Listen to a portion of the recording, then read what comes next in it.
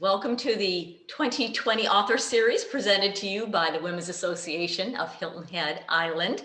We're so excited you've joined us as we get to know Susan Meissner. She has written a book. She's written actually 14 books. And this particular book is called The Last Year of the War. And we'll get to meet her in just a few minutes. Right at 5 o'clock. And so what we like to do is in this 15 minutes, we get to know you a little bit better, have some participation, do some polling, have some fun. So as ladies are joining in, I'd like to now bring in my colleague, my cohort, Janet Porter. Janet, welcome. How are you? Hi, Robin. How are you? I'm doing great. Happy Thanksgiving, a week early. Thank you. It's looking more and more optimistic with all the vaccine news that we're actually going to get to see each other soon. I know. Sometime in 2021, I think. It is very exciting. It's very promising. So very promising. Yeah. Maybe by April, in March, April, we all that are over 65, me, I don't know if you are, but I am, will be able to get the vaccine, and then everyone by June, I think. That's what I'm hearing. Yeah. That's what they're saying. So that will be great. So I'm excited with it. We have Susan Meissner joining us today. As you said, she's written 14 historical novels. Right. Yeah. And as we know from our past webinars, that's what our audience most loves to read. So I'm going to talk to her today, not only about what she's written, her most recent book, but about some of the past novels and even what she has coming up. So I know we're going to do a few polls, but I think we're excited that she's going to be joining us today. Yeah, I'm excited to get to know her. And of course, you do such a great job in your interviewing of our authors and bringing out kind of those little secrets or those little nuggets that we might not get from maybe another interview. And you always do such a great job. So I'm looking forward to that. But before we meet Susan, we're going to connect with you, our ladies of WAHHI, and ask you a few questions. So as you know, we like to do the poll. And the first question is, since Thanksgiving is next week, are you able to celebrate Thanksgiving with family this year? Is it a yes, no, or you don't know at this point? There's a lot of news coming out about maybe we shouldn't be with a larger group. So with the poll, just go ahead and take your cursor and click on your choice. Whether it's yes, no, or don't know. As ladies are joining us, we will again begin promptly at 5 o'clock with our interview of Susan Meissner. But Janet, I'm going to shoot it back to you. Do we have any responses? We do. And just to remind everybody, all you do to vote is just put your cursor up right on the screen and just click and you'll come in. But what we have probably is not going to be surprising to people. Of our respondents, we have 72% of the people who said no. 22% of the people said yes, and one person said they still don't know. CDC just issued a warning that they want people to not travel. So I think even people who had plans that may end up being changed in the next 48 hours. Right. So this is a tough time, and even more a reason why getting involved in organizations like WAHHI, where you can connect virtually, makes a difference for us as we're isolated. Yes. So what are you going to do, Janet? Have you all decided, you and your husband? Actually, my sister and her family from Ohio are all coming down, staying in a socially isolated place. And so I'm going to get to see my sister. We were trying to remember when the last time we had Thanksgiving together, because we've lived in different states. And we think it was like 40 years ago. You're kidding. No, we've gone in different She's the one that lives in North Carolina, or is that the one that lives in Ohio? In Ohio. Oh, yeah, wow. Yeah. Oh, so actually there are some amazing things that happen for some people, but it's tough. My husband and I are used to celebrating alone, so this will be will be special. And I am going to have some family coming in too. So. Are you? Good. Yes. Good. But hopefully we can sit outside and have our Thanksgiving outside. My husband's a Southerner from Spartanburg, and he knows how to fry turkeys. So he's going to fry 3 turkeys. That should be a criteria for picking a spouse. That's right. Do you know how to fry a turkey? Because my husband can't cook a turkey. I'll have to talk to him about that.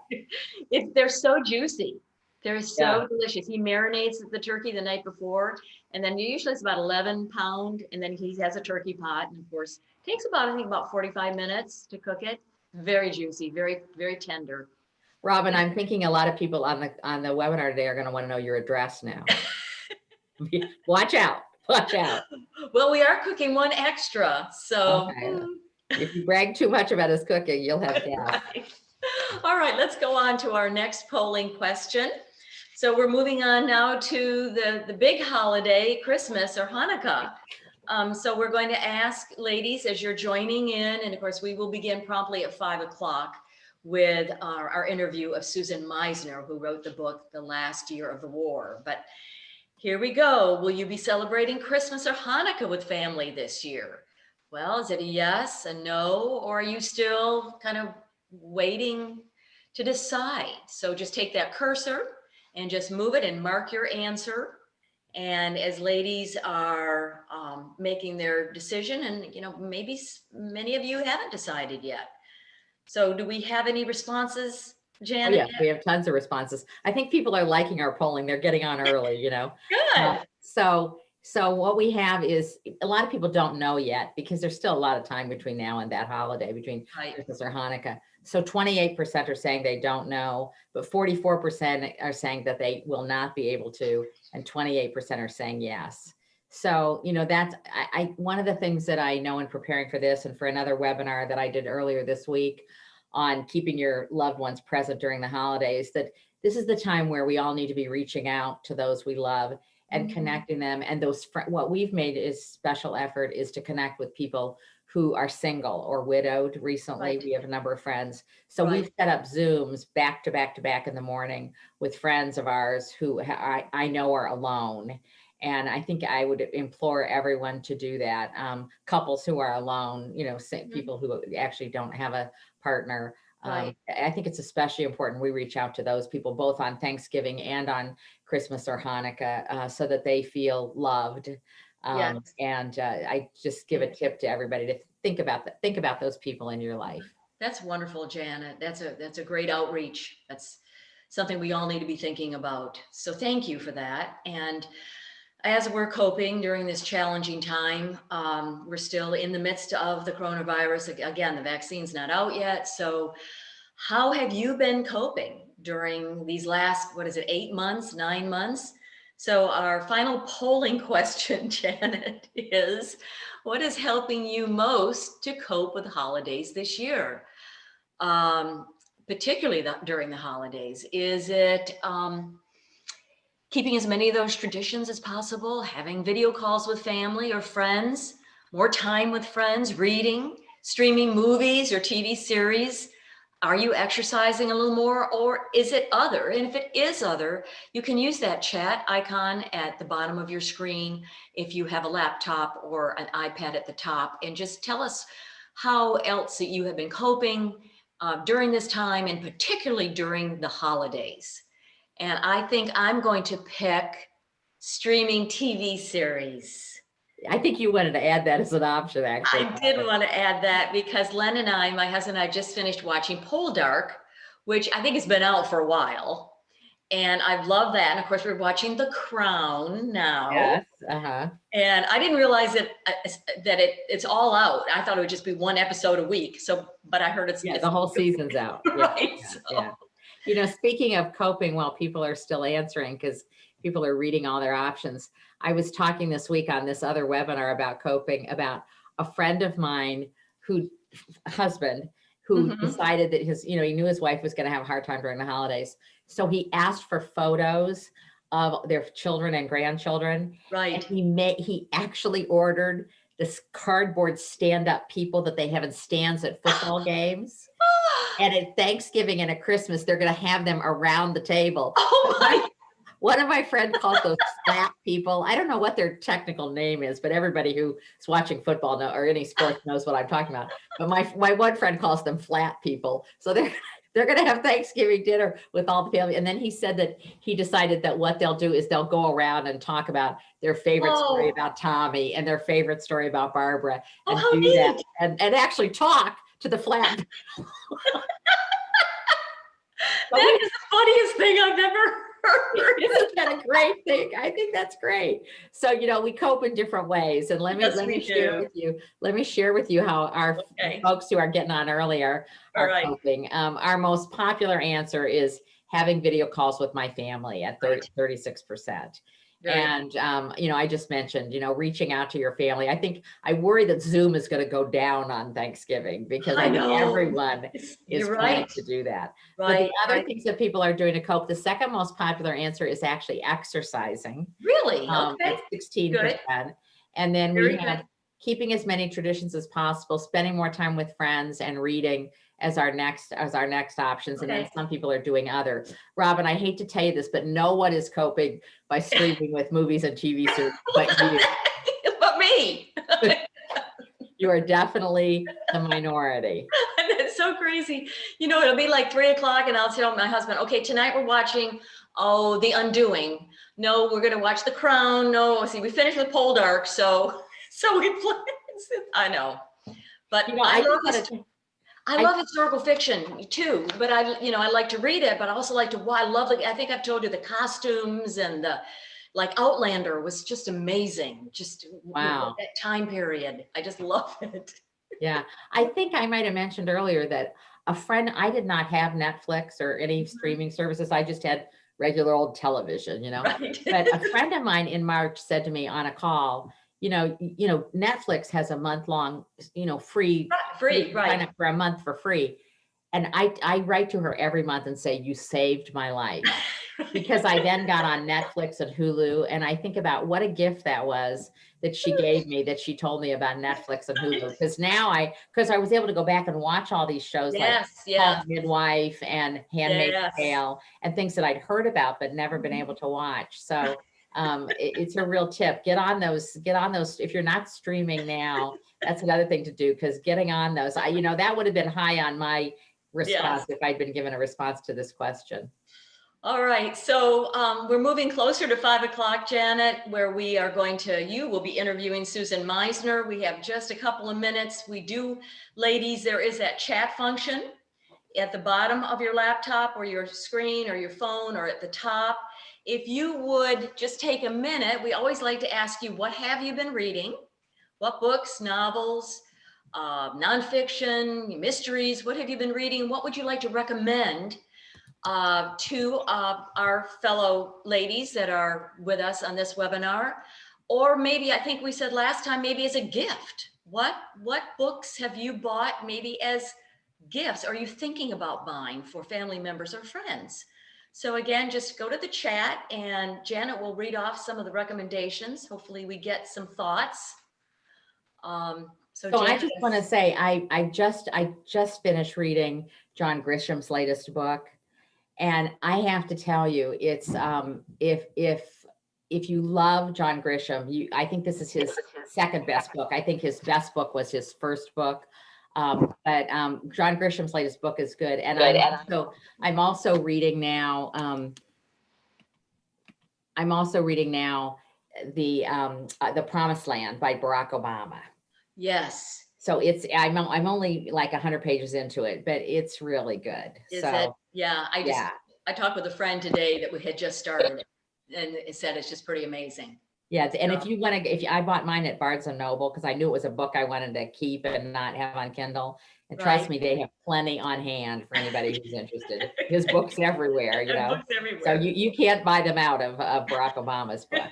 So we're getting some good suggestions from our participants. Some recommendations have been coming up on chat.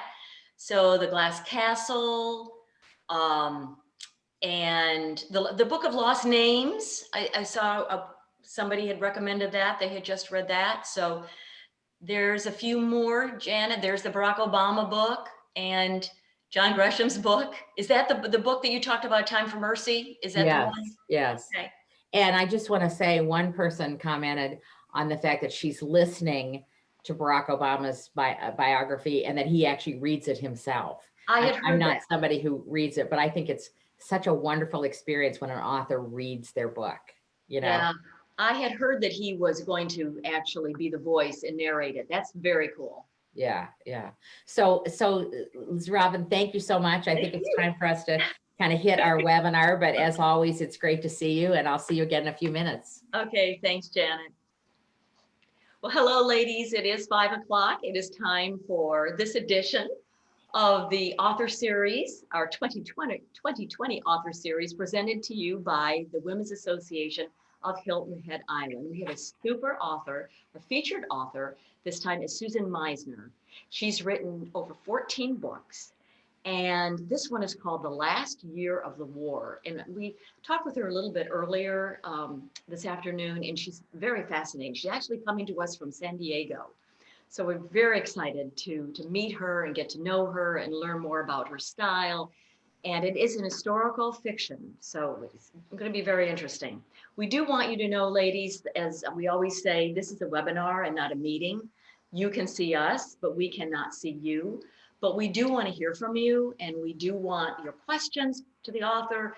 We want your comments, any thoughts you might have. And so we have Nancy Fish, who is our technical director for our Zoom series, and she will be following the chat. So she will be tossing those questions over to our interviewer, and she will also be looking to see if there are some problems with a link or volume or whatever it might be, or the picture. So we thank her so much for being our technical director. As you know, Kathy Reynolds has moved on to Florida, and so we miss her, but we really appreciate that Nancy has stepped up. So ladies, it is now time. I'd like to bring on Janet Porter. She once again is our extraordinaire interviewer, and she will be introducing us to Susan Meissner, who is our featured author today for this webinar that we're presenting to you, brought to you by the Women's Association of Hilton Head Island. So Janet, it is all yours. So Robin, I just want to say, it's always a wonderful thing if you are involved in an organization and you raise your hand and you get a cool assignment. So we've been lucky to have as a cool assignment, volunteer assignment from WAHHI, you to moderate and me to do the interviews, because I have to read a lot of books by the author, and I love to do that. And then I fall in love with the author. So I know. Good to see you again. We'll talk to you in a few minutes. Okay. Bye-bye. So I'm really looking forward to introducing all of you to Susan Meissner. I expect many of you have read some of her 14 historical novels. I have to say, from my own experience, I did not recognize that I had read one of Susan's books when she came up on our schedule. And then I started reading and I thought, oh my gosh, I've read this book before. And I read all the way through to the end, and I never read books a second time. And we'll talk more about that in a minute. But let me tell you a little bit about Susan, and then we'll learn more about her in the interview. She's a USA Today best-selling author of historical fiction with more than 500,000 books in print in 15 languages. And I was looking today, and just as an example, her books have been translated into Norwegian, Hungarian, Slovene, Bulgarian, Italian, French, German, on and on. So you can see how popular she is. She's an author, speaker, and writing workshop leader, and she has a background in community journalism. She was born and raised in San Diego, California, where she lives now, but she lived in Germany and England and Minnesota as an adult. In Minnesota, she was actually the editor of a weekly newspaper. Her novels include The Last Year of the War, which was named to Real Simple Magazine's list of best books for 2019, As Bright as Heaven, which talks about the 1918 pandemic, and that's the book I love so much I read twice, which earned a starred review in Library Journal, Secrets of Charmed Life, a Goodreads finalist for Best Historical Fiction in 2015, and A Fall of Marigolds, which was named to Best List's Top 10 Women's Fiction Titles for 2014. And I read that one also. And all of these books have made me a fan. So she lives in her San Diego now with her husband and her 4 grown children. And so Susan, welcome to WAHHI.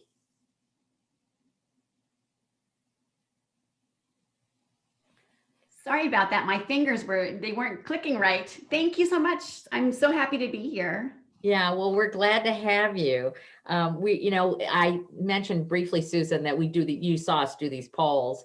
And when we did the polls earlier this year, I just want to tell you that the number one choice in terms of science fiction, biographies, whatever, the number one thing that the vast majority of our readers love to read is historical fiction.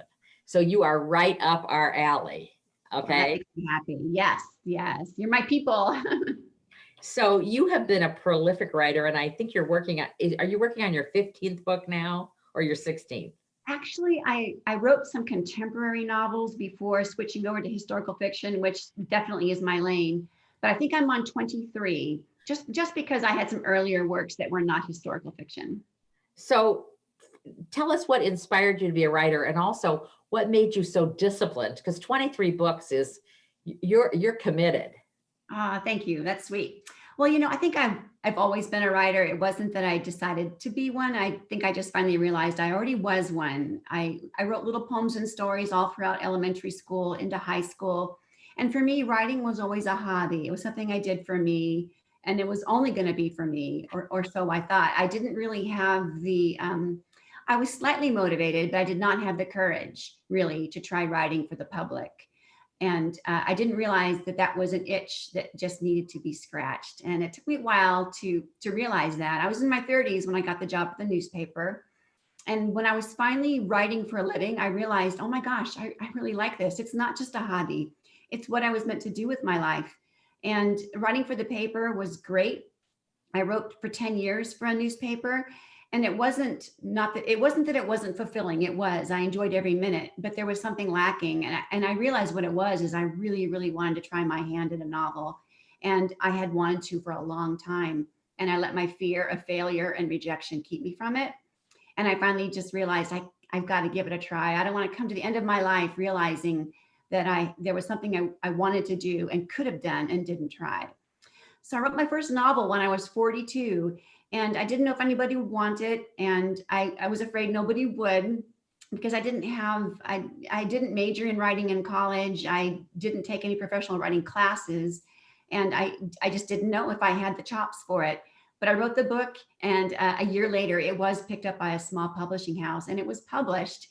And once I had that first book down and out, and it was out in the world being read by people, I realized this is where I belong. I need to be writing books. And so I appreciate my years as a journalist, but writing novels, I think, is what I was made to do. So I think because I waited so long to give it a try, I was really ready.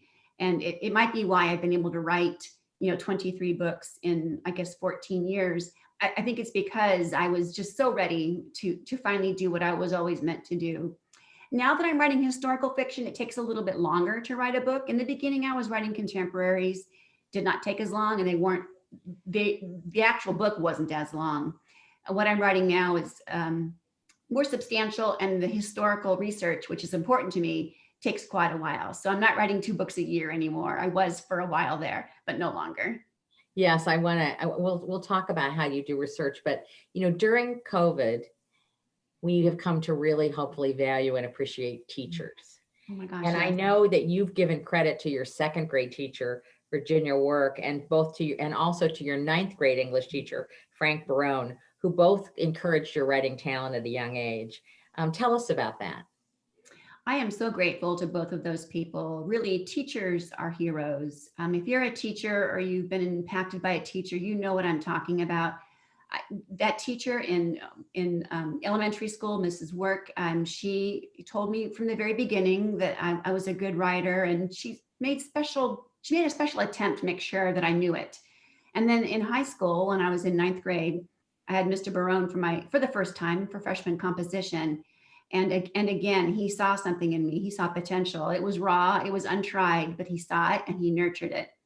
And I would look back on his encouragement years later, like 20, 30 years later. I was looking back on what he told me back when I was in 9th grade. And I realized that he gave me all the encouragement that I needed to give it a try. I just hadn't remembered it or listened to it. And so A Fall of Marigolds, which takes place on Ellis Island, I dedicated that book to him. So if you've read that book, you'll see his name in the dedication. It's to Frank Barone, because his family came through Ellis Island from Italy during the Great Immigration Wave. And he and I have reconnected. He's 90 years old now, and we can't gather now because of COVID, but before COVID and surely after, we'll continue to have coffee together to talk about books and writing and poetry. He's very proud of me. It's so special. How wonderful that you've done that. You know, my favorite teacher was my English teacher in high school. And I reconnected with her, you know, whatever, 50 years later. Actually, I don't know about you, Susan, but I know she doesn't remember me from high school. Even though I was an independent study student with her, I'm sure she doesn't remember me, but she seemed when I connected with her, she seemed very glad to hear from me. So what a wonderful thing to reach back and tell that person that that they changed your life. How Definitely. wonderful. Mhm. So before we get to your latest book, which is The Latest Year of the War, I want to talk briefly about As Bright as Heaven. Mhm. And as I mentioned, I've actually read it twice, which I never do, but I became so engrossed even the second time, and I couldn't remember how it ended. So I read it all the way through. And this novel, the reason I want to talk about this one is the novel is set in 1918 and focuses on the Spanish flu pandemic and World War I. And the interesting thing is that you wrote this book 3 years ago, and it was published in 2018. So how has your perspective on COVID been influenced by all the research you did on the Spanish flu pandemic? Yeah, I never believed that I would be living inside the pages of any of my books, especially that one. When I wrote that book, Spanish flu pandemic had pretty much all been forgotten. It was not something that people knew much about. I didn't know much about it when I began the writing. I just thought it might be a book of interest in 2018 because it was going to be the centennial of that pandemic. And what's funny is when that book came out, it did okay. People enjoyed it, but it's actually selling more copies now.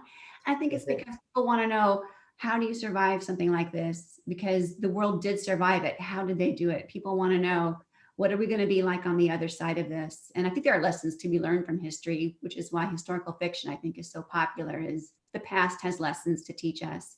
So I gather strength from my research from the pandemic of 1918 by knowing that we did come out on the other side of it.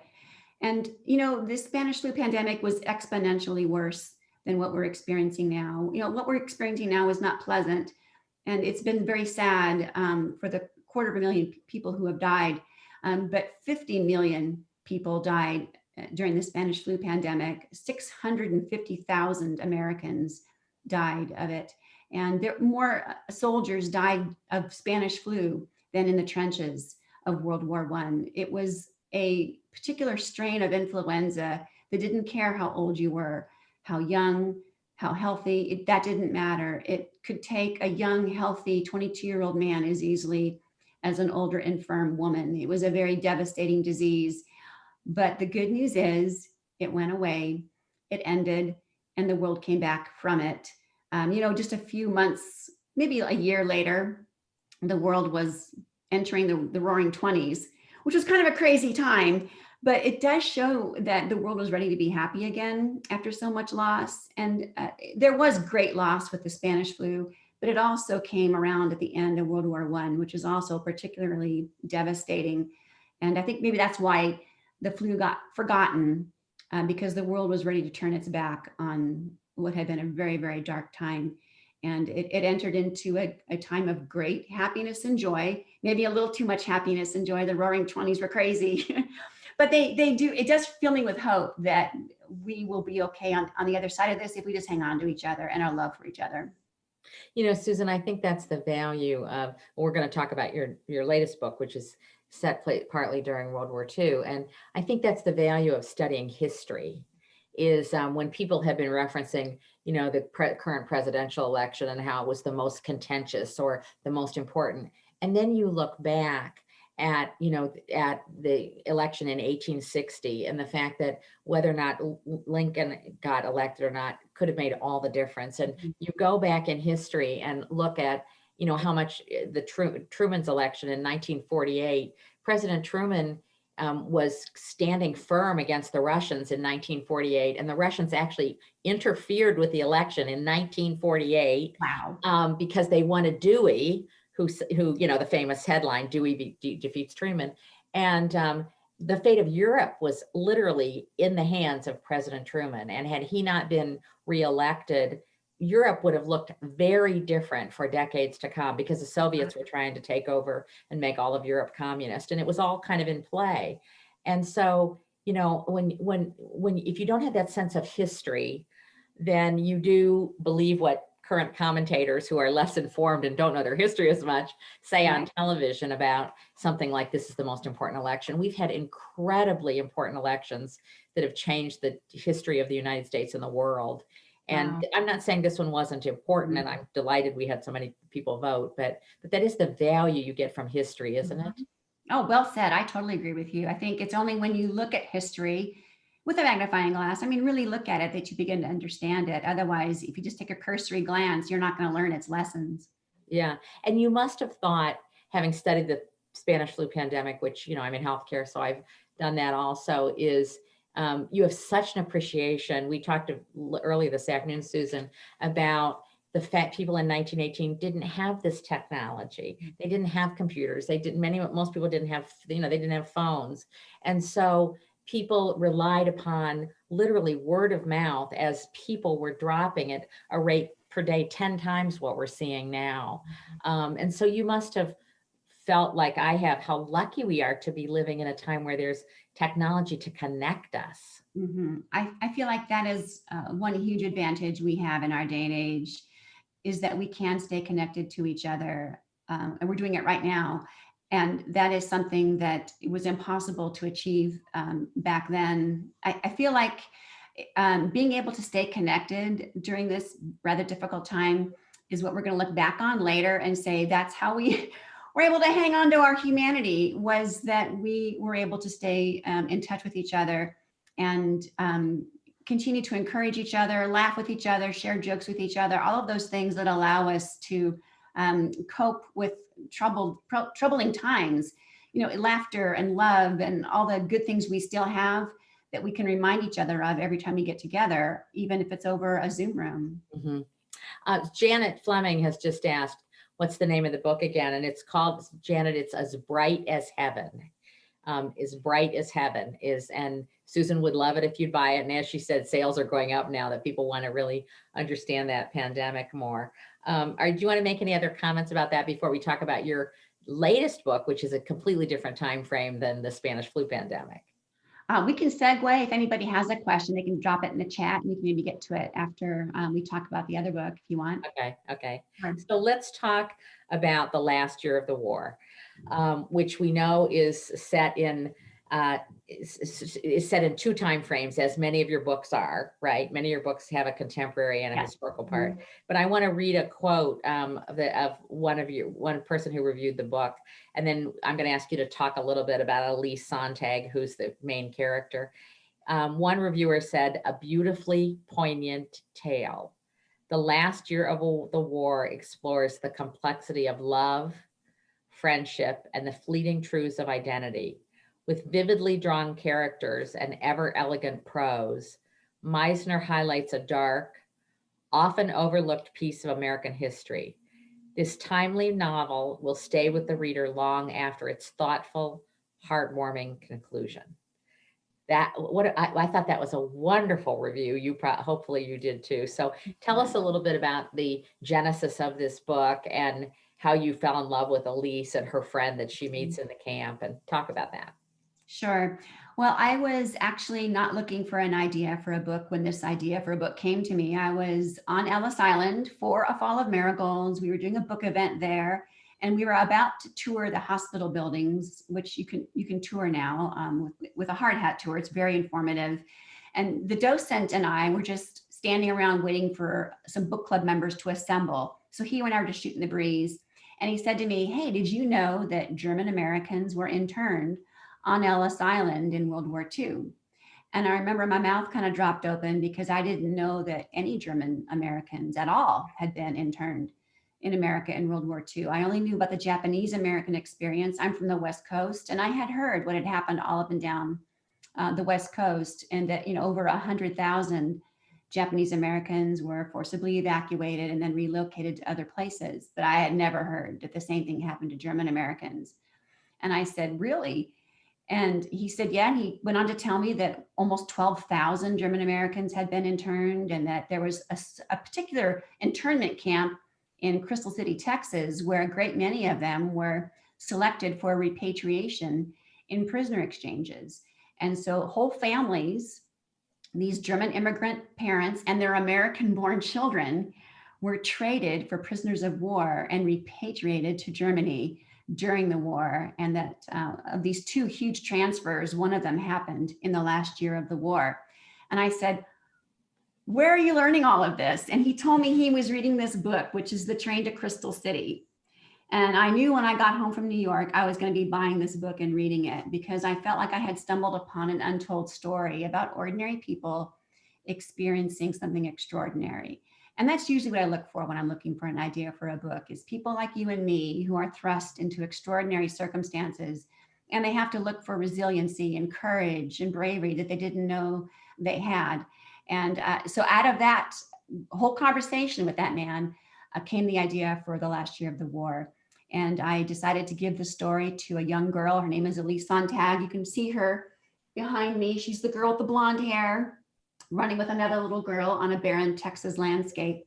And she's born of German immigrant parents. They live in Iowa. She feels like an American teenager. She is one. She was born in America, but her father was not. And for a lot of different reasons, he falls under suspicion after Pearl Harbor, when our American government started looking very carefully at German, Japanese, and Italian immigrants to see if they could be trusted. And he's arrested for circumstantial evidence. He's not a bad man. He's not a Nazi sympathizer, but he can't prove it. And he and the family are interned then in Crystal City, Texas. And for Elise, it feels like an assault on her identity. She doesn't feel like a German girl. She doesn't feel like a traitor, but that's what it feels like. She meets a Japanese girl who's just like her, except she's Japanese. She's from LA. They become fast friends, but they are separated. Elise and her family are one of those families repatriated in January of 1945. And my feeling is that these repatriates did not know at this time that Hitler was losing the war. So when they arrived to Germany in January of 1945, it was to the hell of war. The Allies were bombing every night. They had already made the crossing at D-Day. They were marching across France and Belgium and Germany. And so these families with their American-born children are being dropped into the middle of hell. And so there again, she's going through an identity crisis, if you will, trying to figure out, well, who am I really?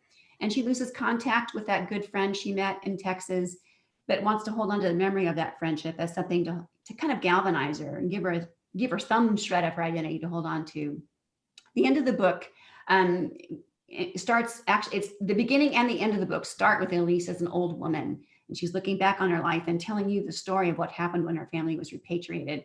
And she's just found out that that Japanese girl who she befriended, she's found out she's alive and living in San Francisco. And Elise, who has Alzheimer's, she's just been diagnosed. She knows she has it, and she knows there's no coming back from that identity stealer. She wants to find Mariko before she disappears into the disease, because she has something to tell her. And I can't tell you more because it'll spoil it for you. Exactly. In a nutshell, that's what the book is about. So I want to tell you, I, like you, Susan, had no idea. I had always known, and I think there's been great publicity, in our contemporary times, about the internment camps for the Japanese. And I think a lot of Americans are not really sympathetic about that, because we had, Japanese had really declared war on us by bombing Pearl Harbor. But I did not realize until I read your book that Germans and, kind of innocent Germans and German and Italian people in the United States were literally arrested and put into camps just because of their heritage and some remote suspicion that they might be sympathetic, even though some of them had grown up here, from a young age, but had actually been born in a foreign country. And then their children, who absolutely were American citizens, were repatriated. So I, like you, knew nothing about that. Yeah, it's a little sobering. We don't always do everything right. And when we look at the past, sometimes we see the depths of our mistakes. And that's one reason why history is good to know, because you can learn from your mistakes if you look at them. And I think, we found that the American government, in looking back, realized we probably didn't handle that right. We were afraid, we were scared, we had to do something, we did that. And at the time, maybe they thought it was the only thing they could do. But looking back, they realized we probably could have done that differently. And so in 1988, I believe, it could have been earlier, President Reagan signed in a Civil Acts Act that gave the Japanese American community remuneration for what they lost. And if the people who had been affected had passed on, it was given to their heirs. And they were also given a formal apology. So it was a way of recognizing we probably didn't handle that right. But the sad thing is the same thing did not happen for the German Americans. And so they've never been able to say, the government is sorry for what happened. They never got that formal apology. And in my research, I talked to a lot of what are now children of those parents who were, because it's been all these years later, most of their parents are gone. And so they're kind of carrying the flame for that. And they still from time to time will get a congressman to put forth a bill and to be able to get at least that formal apology. And so far, they've not been able to accomplish it, but it's a steady effort that continues even as we speak. Susan asked, Susan Cherry Baumgartner asked if you live in any of the locales in the book, and she said the description of the places that you write about are always so vivid. And she said, I assume she at least visited the areas when researching the last year of the war. Well, I have never lived in Iowa, which is where the story begins, but I've traveled through the Quad Cities area, and we did live in Minnesota, so I had a general knowledge. But I have a good friend who lives in Bettendorf, so if I had any kind of question that I needed to have answered, she would find it out for me. I'm very grateful to her. I thank her in the acknowledgments, and so if you want to know who she was, she's in there because of her help to me. Crystal City, Texas, I did not go to. I could have, but there is nothing left of the internment camp. It is gone. It's been the land that was used for it was bought up by the Unified School District and the city. So now it's athletic fields and part of a municipal airport. So I couldn't visit that place. I do have some pictures that I can show you of the camp when it was operational. So I'm very grateful to the National Archives for photographs of places that no longer exist. We did live in Germany for a time when my husband was active duty Air Force, and we lived near Stuttgart. I didn't spend a great deal of time there, but we'd driven through the area enough for me to feel like I have a general idea of what it's like to live in that area of Germany. And then the other part of the story takes place in Los Angeles, which I've been to many times. So sometimes I'm able to draw on my own experience when I set a story in a certain locale. And sometimes I rely on others who live there. And sometimes I rely on relics of the past, like photographs and documentaries. So Susan, I would love to see the pictures. Oh, sure. It might be. Sure. So this one here is the actual aerial view of the camp. So this is like the camp from the sky. And if you've read the book, you might know that there's a swimming pool that the internees built. And that's that black circle right there. That is? Okay, yeah. They talk a lot about the swimming pool. Yes, and it was a real thing. They dredged it. It was an irrigation pond full of snakes and who knows what else. And the internees dredged it, put in a filtration system, and built a really nice swimming pool so that everybody could cool off. It's Texas and it was hot. And then this is a picture of the perimeter fence. So it was guarded 24/7. There was barbed wire. There are 4 of these guard towers. The men on horseback, which you can barely see here, they are armed, and everyone knew that if you tried to escape, you would be shot. And in the 6 years the camp was operational, no one ever tried to escape. So this is kind of what the inside the camp looked like. It's southwest Texas. It's 30 miles from the Mexican border. So the climate is hot and dry. These are some Japanese children just playing in the dirt. There weren't a whole lot of vehicles, so it was safe to play there, but it was hot. And for a lot of these internees, there were dangers there they had never seen before. Rattlesnakes, black widow spiders, scorpions, all kinds of other things they had never had to deal with before. You did not have to work at the camp because that went against Geneva Convention rules. It was not a labor camp, but you were encouraged to find something you liked to do and do it. And if you did, you were paid 10 cents an hour in camp currency. It wasn't legal tender, but you could use that money to buy things at the canteen like chewing gum and wrapping paper and things like that. So these are Japanese internees working in the sewing room, And this is where I put Elise's mother. She was a seamstress. I gave her a job in this room, and that's what she did to earn a little extra money. There were 3 schools at the camp. If you read the book, there's a federal school staffed by state of Texas teachers, K through 12, but there were also 2 other schools that were run by internees, a Japanese language school and a German language school. And this was because a lot of these internees knew they were going to be repatriated and their kids did not know the language. And those parents were frightened that they would get there and their kids would be at a huge disadvantage. So here's a picture of some kids who were at the German school. So their teachers, a lot of them weren't teachers on the outside. They had other occupations. But like, for example, in my book, Elise's father is a chemist. And so he taught chemistry without chemicals. I know, hard to imagine. At the German high school, right.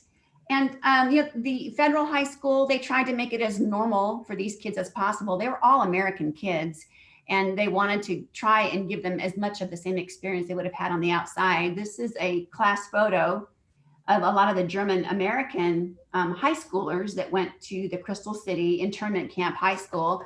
You could graduate there with a state of Texas diploma. And if you had reached your majority, you could leave the camp if you had somewhere to go. They wouldn't just open the door and say bye-bye. You had to have somebody to sponsor you.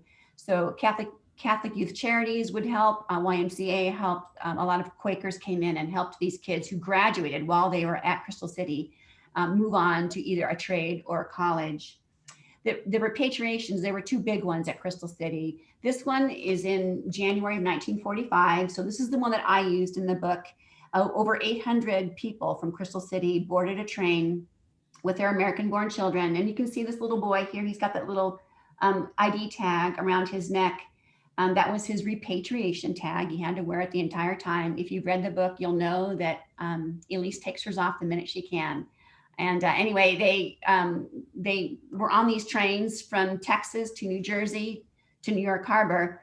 And all the shades were drawn. They couldn't have access to newspapers or radios. No one could talk to them, and they could not talk to anybody, which makes me think they didn't know. This is why I think they didn't know that Germany was losing the war. They might have known about D-Day because some people did hear rumors of things, but all of their mail was censored.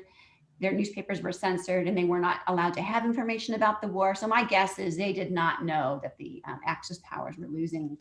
And these are some little German boys aboard this ship that took these repatriates to Marseille, France, where they got off the boat and got on a train into Switzerland, which was neutral during the war. And that's where the exchange took place. And then from there, they boarded another train into Germany. And from there, they went to their homes of record. Yeah, I think, first of all, thank you for sharing those photos. And I think it's an example, Susan, of how challenging it is to really write a book that, even though it's fiction and the characters are fictional, that is really based on true historical events. So one of the women chatted in and said, do you know a family that you used as a model do you know somebody who you used as a model for the family in the last year of the war? I actually used a conglomerate of families. It's kind of my family is kind of an aggregate, I guess you could say.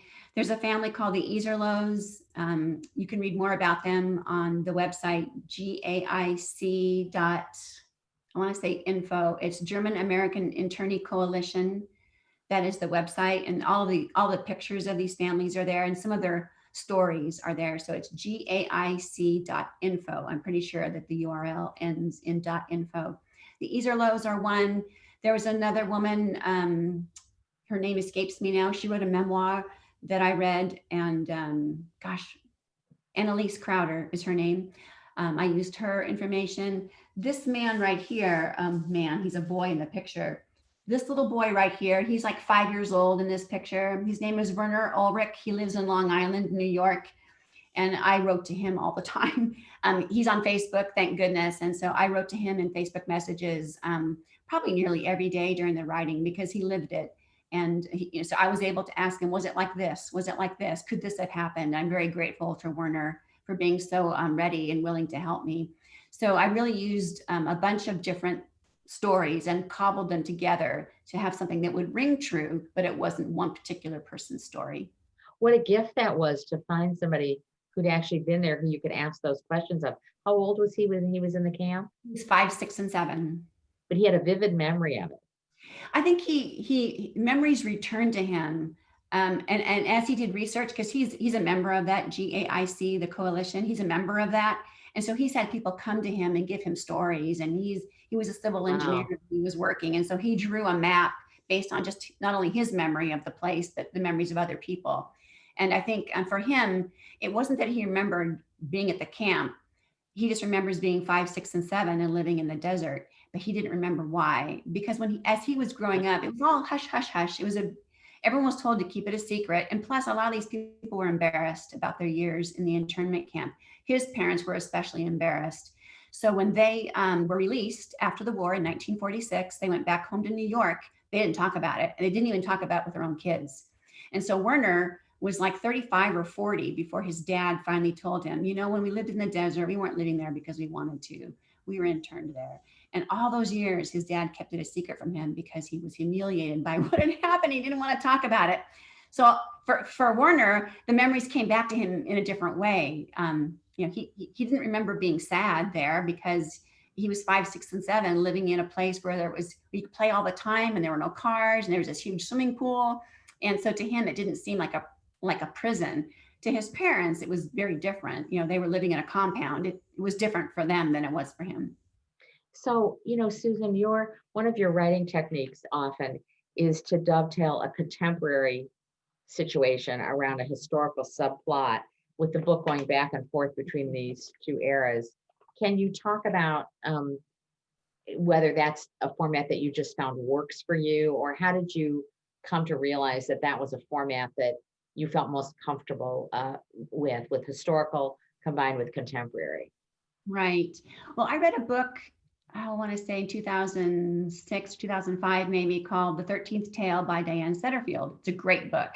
And it's set like that. It's written that way with these two dual timelines. And I really liked the construction of that book. And I hadn't started writing at this point, my own historical fiction. I just liked it. And I thought, maybe someday I'll write historical fiction and I'll write something like that. So it was always in the back of my mind to have a dual timeline book because I so enjoyed that book. And so my first one like that was in 2008. It was The Shape of Mercy. And that book was my first to really have any kind of critical acclaim. And I think it was because I kind of found my wheelhouse with that book in writing historical fiction that is also a dual timeline novel. And because it was very popular in 2008 to write that kind of book, they're all over the place now. I stuck with it for many books afterward. And now when I approach a book, I don't necessarily impose on it that template, but I always consider it because it is a great way to tell a story, because you make the past relevant because you have a current day story that tells you, it kind of nudges you along to see how this story is relevant to today. But like for As Bright as Heaven, it is a dual timeline story, but there's not a contemporary story over the top. With The Last Year of War, there is. It's Elise in her 80s telling you the story of what happened to her when she was a teenager. So that's the dual timeline there. So nowadays I kind of just decide, does the story need to be told in a dual timeline way, or would it be best to stand alone? Whereas before I usually I came up with an idea and then I just made sure I had some sort of contemporary story to go with it. But I've realized it's better to let the story tell you how it needs to be told than to impose a construct on top of one. Well, and oftentimes in your book, since you mentioned The Shape of Mercy, you use something concrete to connect it. So in Shape of Mercy, it was a diary. In A Fall of Marigolds, you used a scarf, which I thought was very interesting. That's where your Ellis Island discussion took place.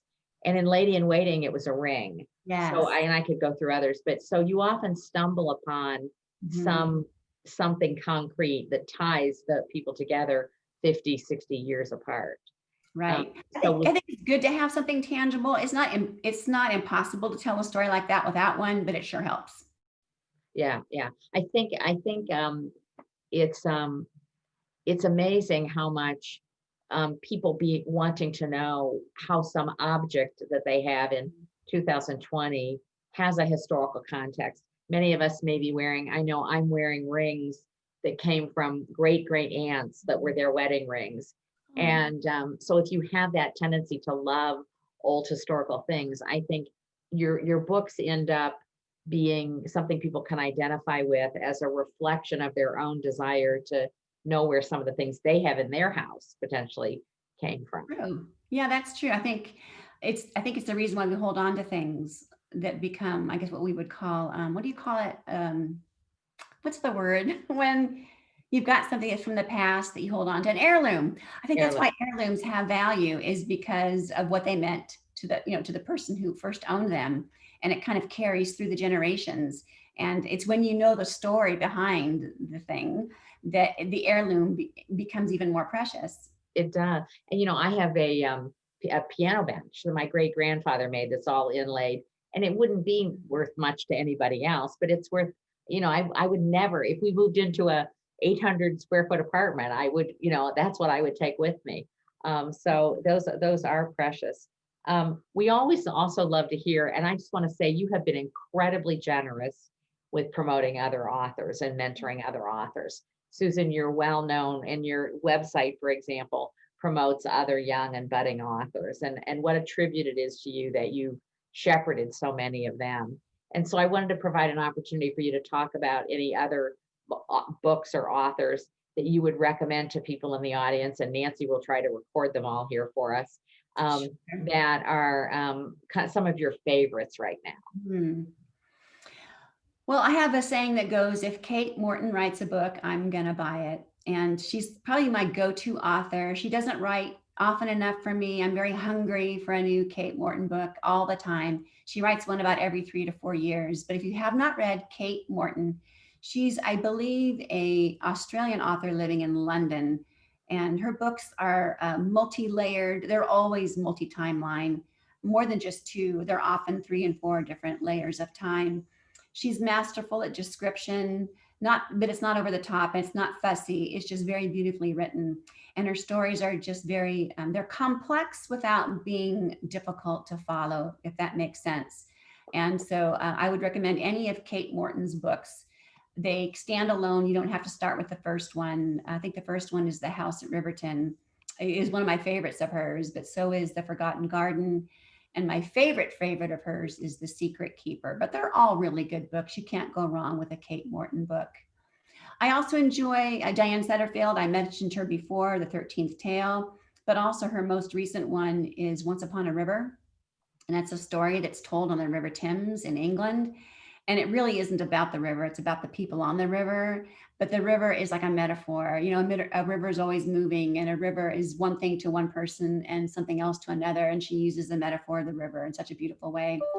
I love Ann Patchett. If Ann Patchett writes a book, I'm usually there to buy it and get it. And her most recent one, The Dutch House, was just really wonderful. I loaned it away as soon as I got it. So now I can't pick it up and show it to you, but I loved it so much that I immediately had to loan it to somebody to read because it's that good. So those are like my favorites right off the top of my head. So I just want to say The Secret Keepers by Kate Morton. If Tamara would chat that in for people, The Secret Keeper. And then it's The 13th Tale by Diane Setterfield. Setterfield, yes. Setterfield. Yes. The 13th Tale. So Yes. those are all great recommendations for us. So, we hope you have a happy Thanksgiving with you and your family. And we thank you so much for joining us today. And, I'll tell you, I feel like I'm going to have a Susan Meissner month coming up where I'm just going to read all the books of yours that I haven't read, because your books, you can really sink yourself into. And when things settle down after the holidays, I think all of us cherish those moments when we can sink ourselves into a book. Thank you. I appreciate that so much. So thank you. And and I meant to mention that we are going to be seeing you again, because you have a book called The Nature of Fragile Things, which is publishing in early 2021. And it's about the San Francisco earthquake. So when I talked to you early, Susan, I said, do you go by Susan or Sue? And you said, well, I go by Susan, but now that we're friends, we'll go by Sue. So when you come back in February to talk to us, you're no longer Susan. We're going to be calling you Sue. Yay, okay? That sounds good. I like that. Okay. Thank you so much. My pleasure. And now what I'd like to do is turn it back over to Robin. Robin, I know you're going to connect with Tamara. because she's going to tell us about some upcoming events. Yes. Oh, Janet, that was such a powerful and poignant interview. Thank you so much. And the pictures that Yeah, she weren't they great? showed.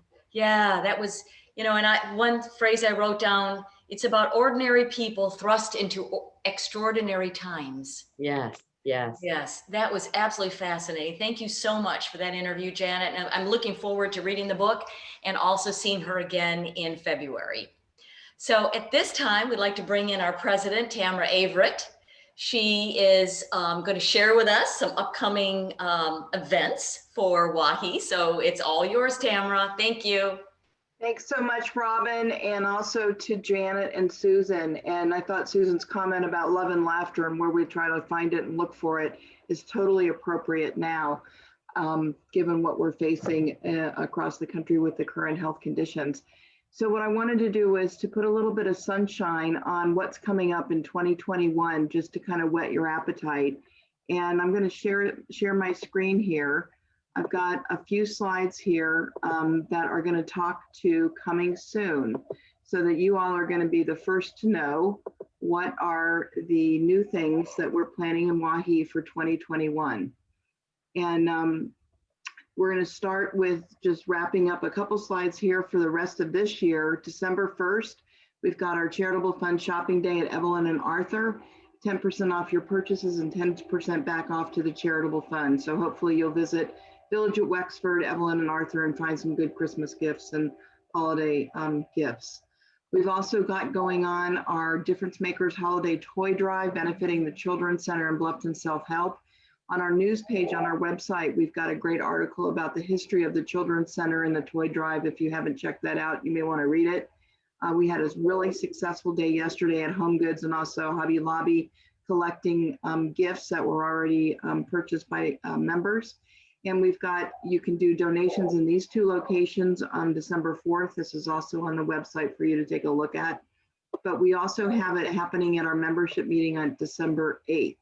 And I just really want to make sure everybody knows that we're at Shelter Cove Town Center, December 8th, 10 to 2. We've got luncheon at the different restaurants in that location if you want to dine in or if you want to do it to go. We're joined by Society of Bluffton Artists, Art League of Hilton Head Symphony, Palmetto Quilt Guild. All of these great organizations are coming out to share information and also do pop-up shops. Some of the Shelter Cove merchants are offering discounts to our members, as well as giving some money back from their sale proceeds as well to the charitable fund.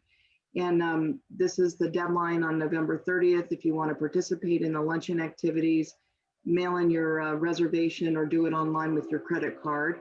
And if you don't want to do any luncheon, that's fine. Just come on out on December 8th and shop, kind of shop till you drop and support your community and your association.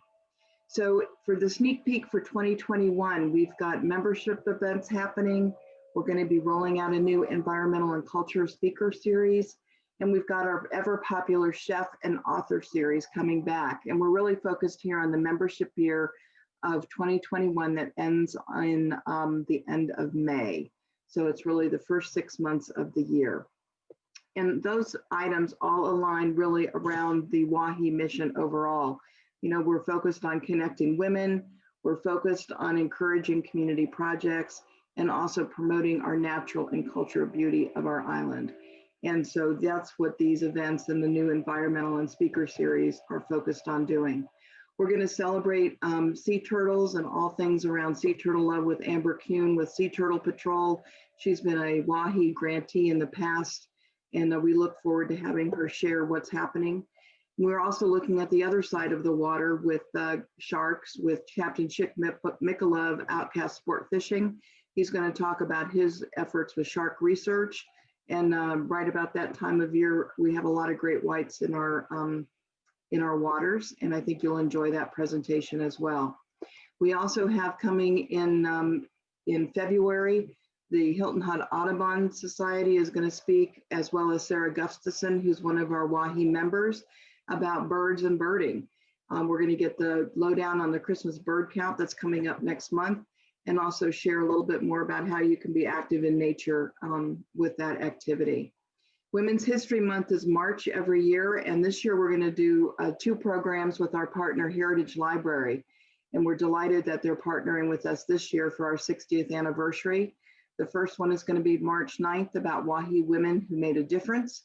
And then we're going to hear from Dr. Ahmad War, who's the executive director at Mitchellville. And he's going to be talking about yesterday, tomorrow, and with Mitchellville preservation and what's happening in that area. Very exciting, very exciting. On February 2nd, I want to make sure everybody sees the date and time, 7 to 9. You're going to want to mark your calendar because we are going to have a Zoom program, first time ever. We're doing a lot of that this year. We're going to play Zoom trivia. And of course, February 2nd is Groundhog Day, and you can bring your friends and family, sit around your table with your small groups and neighborhood friends with or without WAHHI members and play different trivia categories. And you can also be enjoying at this time, maybe Surge Takeout Kitchen if you don't want to cook that night, but still have a fun game night at home. The next in February is also February 17th. We have our 60th anniversary that's coming up, and it is a all Zoom program. There is no luncheon on this day. The board and council is very focused on making sure that we've all remain safe. And at this time of year with the flu and COVID, we really think it's important to be more safe at home instead of in a large group event. We're delighted to have Barbara join us about her presentation, The Island's History is WAHHI History. And as you may have heard, they're doing a lot of digitizing of WAHHI artifacts, which is going to be interesting to learn about. Dr. Carolyn Grant, she's going to be talking about growing up local. We're delighted to have her come. And then Joni Vanderslice is our keynote, and she's going to focus on growing a business. And she's also a WAHHI alumni interest group leader as well. And we'll be giving out our WAHHI Charitable Fund Grant Awards. In our February membership meeting, also on February 17th, we're going to be having a Second Helpings food drive. As you know, the food insecurity in our area is really critical at this time, putting a big push on for the holidays. Well, also in February, all of that holiday food is probably going to be gone. So we want to make sure that we're helping those in need, as we have done so many times as an association with our community. In spring, we're going to be celebrating on Thursday, April 8th. This is a date change from previously published, but Thursday, April 8th, we're going to be back at the Coastal Discovery Museum with a luncheon. We're going to be celebrating something WAHHI's been doing since 1967 and having a style show. But this time, the style show we're going to be having is focused on athleisure versus furs, pantyhose, and formal wear. We're also going to be celebrating the 40th anniversary of WAHHI's Youth Community Service Awards with the new folks that we're going to be celebrating, as well as hopefully having several alumni come back. We are returning in the year with our chef series, Ever Popular. We're going to start with an in-person as well as a Zoom experience on women's bourbon tasting at the Whiskey Room, which is at the south end of the island. We also have Terry Hendricks, who's going to be partnering with this event. She is one of the founding members of the Women Bourbon Association, and she's a Kentucky bourbon steward. So we're delighted she's helping us as well. Surge Takeout Kitchen is going to be doing a promotion with us all month, February. Savings for you when you purchase at Surge Takeout Kitchen, as well as some benefit to the WAHHI Charitable Fund. And then in March, again, for Women's History Month, we're going to be over with One Hot Mamas on March 2nd to celebrate that.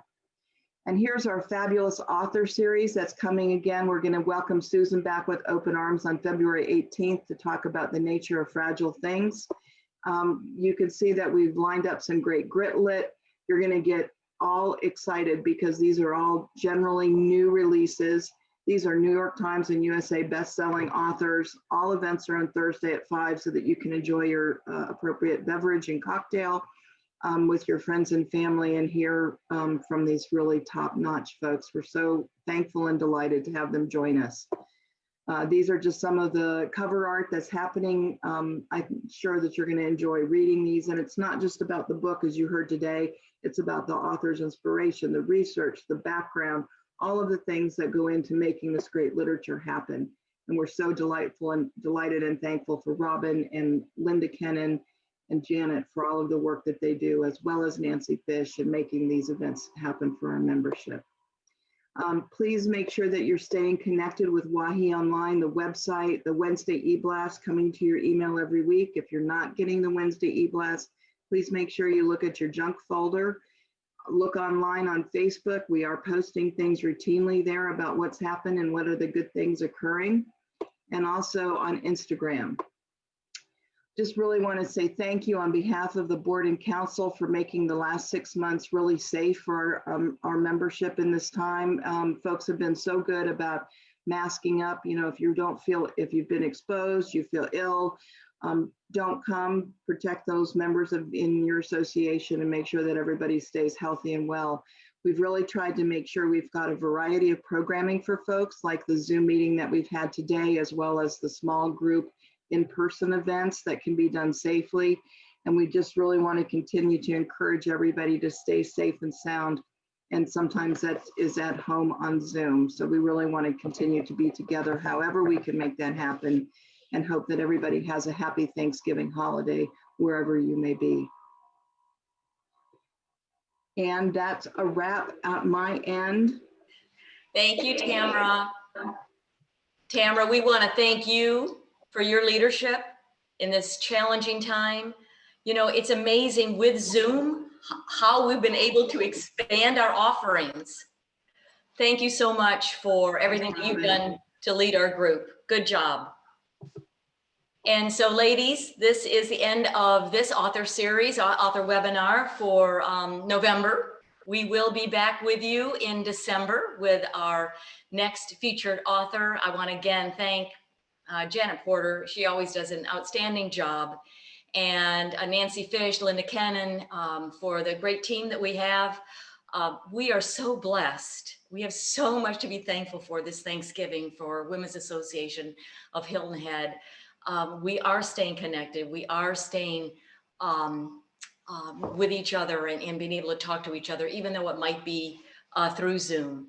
The book that we talked about tonight was The Last Year of the War by Susan Meissner, and it is available at Barnes & Noble, and we have a special relationship with them. Please go by Barnes & Noble, pick it up, or of course you can order it in another location. So with that, I also wish everybody a happy Thanksgiving, and we'll see you in December. Thank you, everyone. Bye-bye.